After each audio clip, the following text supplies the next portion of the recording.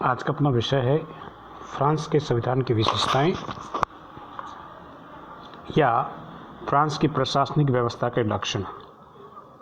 मध्यकालीन विश्व इतिहास और सामरिक अंतर्राष्ट्रीय परिदृश्य में फ्रांस का महत्वपूर्ण स्थान है। जर्मन, स्पेन और इटली के मध्य स्थित फ्रांस पश्चिमी यूरोप का सबसे बड़ा देश, नेपोलियन की जन्मभूमि और सन 1338 से लेकर 1453 तक 100 वर्षीय युद्ध जो फ्रांस और ब्रिटेन के मध्य हुआ, जिसमें जॉन ऑफ आर्क की साहसी कथाओं का भरपूर रोमांच,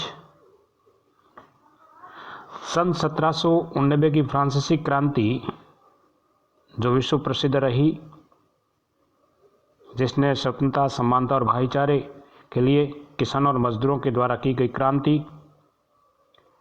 इसी क्रांति में सम्राट लुई 16वां और महारानी एंटीनोइट की हत्या कर दी गई। रूसो, वॉल्टेयर और मोंटेस्क्यू जैसे विचारकों ने फ्रांस की चेतना उत्पन्न की। इसी क्रांति के पश्चात नेपोलियन बोनापार्ट का जन्म हुआ, जिनका मानना था कि संसार में असंभव कुछ भी नहीं। वाटरलू के युद्ध में नेपोलियन पराजित हुआ। फिर वर्तमान में फ्रांस में जनरल डी गॉल के द्वारा 1958 में स्थापित पंचम गणराज्य की स्थापना और फ्रांस के नवीन संविधान का निर्माण। 8 मई को राष्ट्रीय दिवस या स्वतंत्रता दिवस मनाया जाता है फ्रांस का।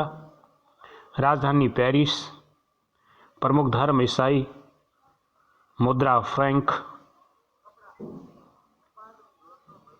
विश्व भर में एफिल टावर्स के लिए प्रसिद्ध फ्रांस अनेक महान विभूतियों का जन्म स्थल रहा, जिसमें Joan of Arc, Napoleon Bonaparte,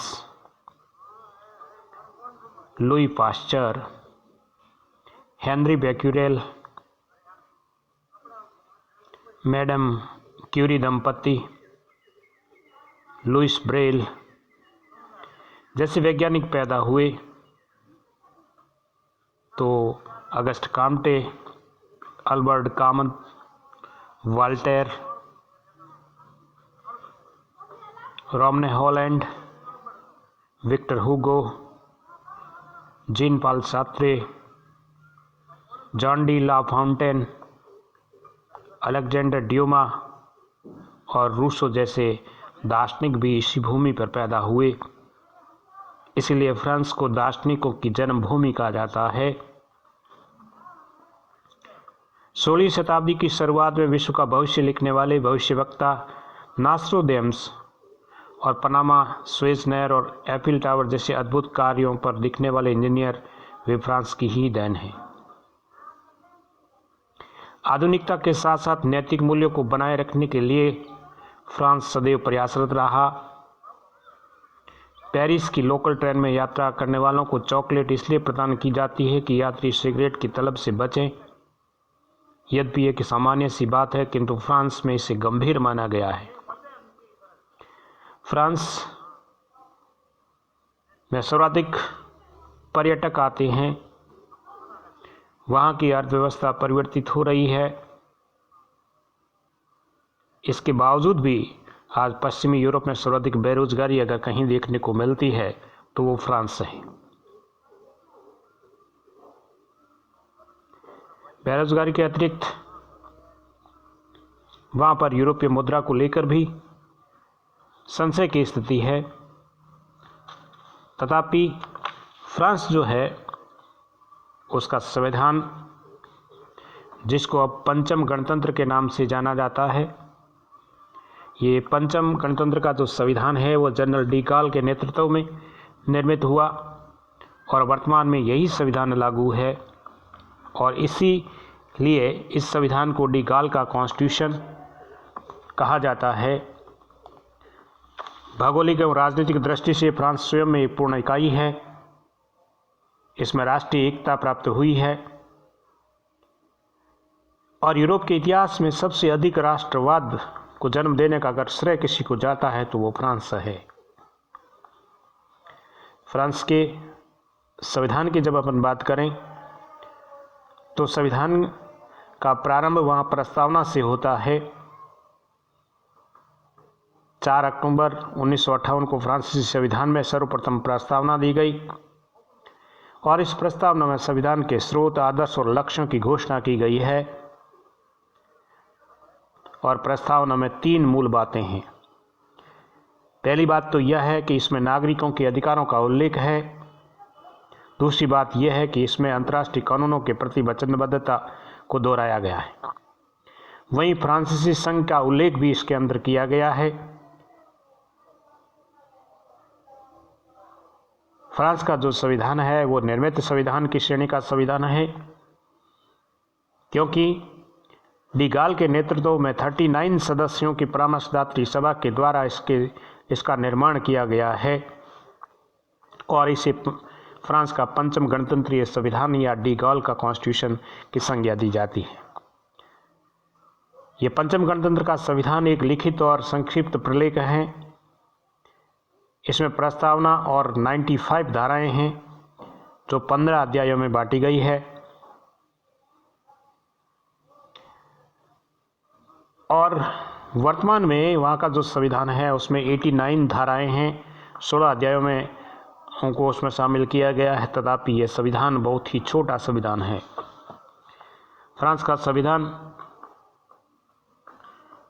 एक कठोर संविधान है और कठोर संविधान इसलिए कि संशोधन विधेयक को जनमत संग्रह के लिए प्रस्तुत किया जाता है और यदि जनता अपने बहुमत के द्वारा प्रस्ताव का समर्थन कर देती तो संविधान में संशोधन हो जाता है।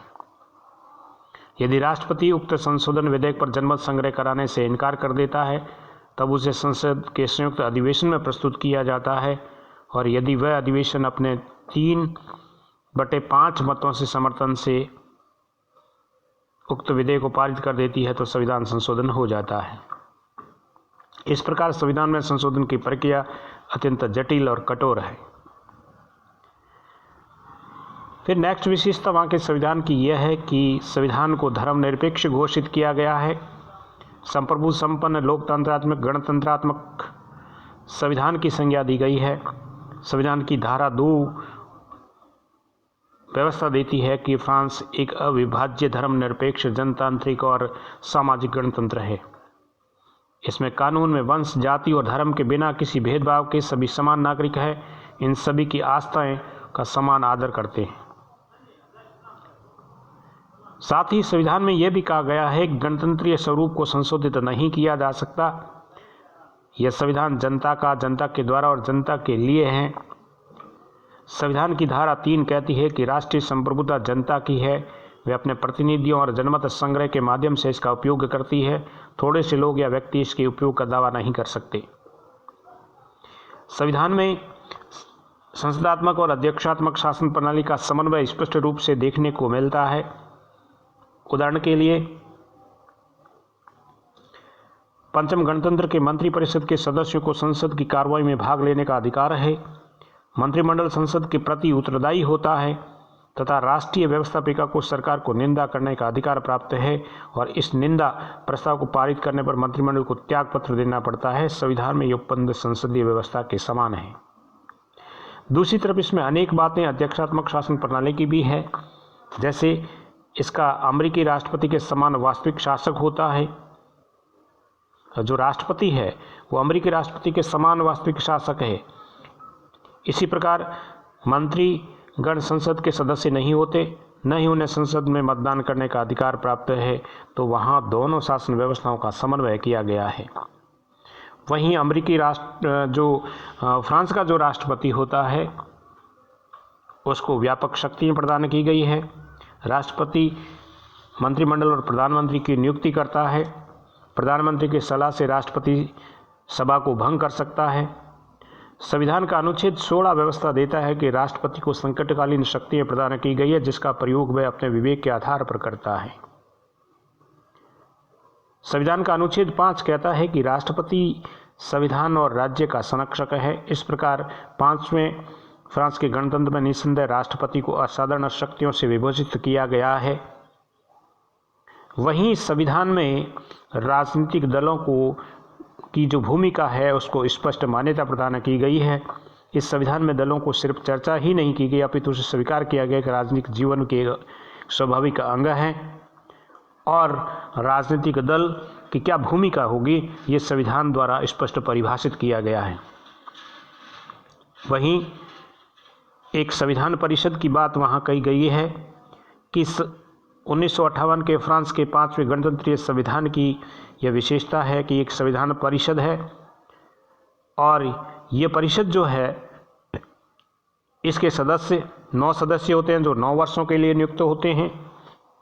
3 सदस्यों की नियुक्ति राष्ट्रपति करता है, 3 की नियुक्ति नेशनल असेंबली के अध्यक्ष द्वारा की जाती है और 3 सदस्यों की नियुक्ति सीनेट के द्वारा होती है।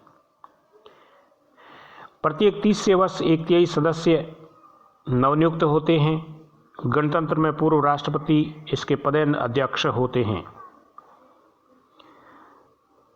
एकात्मक राज्य और केंद्रीकृत शासन व्यवस्था है। इसमें शासन की संपूर्ण शक्ति केंद्र को प्रदान की गई है। केंद्र को शक्तिशाली बनाया गया है। नागरिकों को मौलिक अधिकारों की व्यवस्था है। संविधान की प्रस्तावना में मानवीय अधिकारों की घोषणा के साथ स्वीकार किया गया है जिसमें स्त्रियों और पुरुषों को समान अधिकार प्रदान किए गए हैं। सभी नागरिकों को जीविका को प्राप्त करने, अपने हितों की सुरक्षा करने, अपनी मांगों की पूर्ति करने, प्रदर्शन करने, हड़ताल करने जैसे मौलिक अधिकार नागरिकों को प्रदान किए गए हैं। जहाँ तक जुडिशरी का प्रश्न है वहाँ पर न्यायिक प्राधिकरण की व्यवस्था है।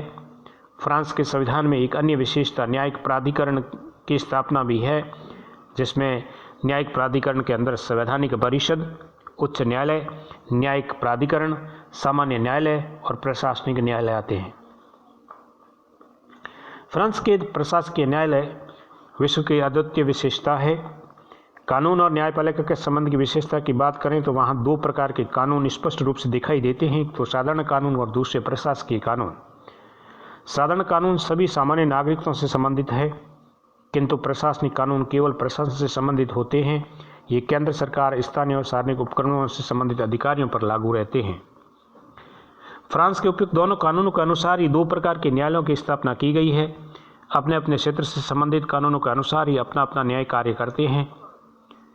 वहीं जो फ्रांस की व्यवस्था है वो द्विसदनात्मक है और जिसमें निम्न सदन को राष्ट्रीय परिषद और उच्च सदन को सीनेट कहा जाता है। राष्ट्रीय परिषद प्रत्यक्ष निर्वाचन के द्वारा और सीनेट परोक्ष निर्वाचन के द्वारा गठित होती है। फ्रांस के द गाल कॉन्स्टिट्यूशन 1958 के अनुसार संविधान में एक सामाजिक और आर्थिक परिषद की भी स्थापना की गई है। संविधान के अनुच्छेद 69 से लेकर 71 तक इसके संगठन के कार्यों का उल्लेख स्पष्ट किया गया है और उसमें यह कहा गया है कि इस परिषद के अंदर व्यावसायिक प्रतिनिधित्व को बढ़ावा दिया जाएगा और आर्थिक और सामाजिक विधानों और विशेषकर आर्थिक योजनाओं से संबंधित प्रमापों और सलाहकारी संस्था के रूप में ये संस्था कार्य करेगी। अंतिम जो विशेषता स्विट्जरलैंड के फ्रांस के संविधान की यह है कि फ्रांस में मंत्रिमंडल में ब्रिटेन और अमेरिका के कुछ तत्वों का समावेश एक साथ किया गया है। अमेरिका की भांति फ्रांस मंत्रिमंडल के सदस्य दक्ष और विशेषज्ञ होते हैं। उनका चयन प्राय तकनीकी क्षेत्र से किया जाता है। अमेरिका की भांति वे संसद के सदस्य नहीं होते हैं। फ्रांस का संविधान मंत्रिमंडल के सदस्यों को संसद की सदस्य से वंचित करता है। दूसरी ओर ब्रिटेन की भांति फ्रांस भी संसद के प्रति सामूहिक रूप से उत्तरदायी हैं, लेकिन फ्रांसीसी संसद फ्रांस के मंत्रिमंडल पर इस अनुरूप आधिपत्य नहीं जमा सकती जैसा कि ब्रिटेन में संभव है। इस प्रकार फ्रांस की शासन व्यवस्था, प्रशासनिक व्यवस्था, संवैधानिक व्यवस्था अन्य देशों से भिन्न है।